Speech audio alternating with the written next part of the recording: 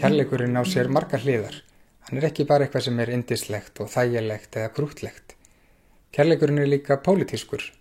Pólitískur í þeim skilningi að hann krefur okkur afstöðu í alls konar málum og kallar á að við vinnum kærleiksrík og góð verk. Þau geta stundum verið óþægileg og gert líf okkar jafnvel flóknara og erfiðara en leið réttlátara. Nú eru jólin að koma og á þessari aðvendu þá hefur mér stundum liðið þannig eins og það hefur hallað á kærleikann.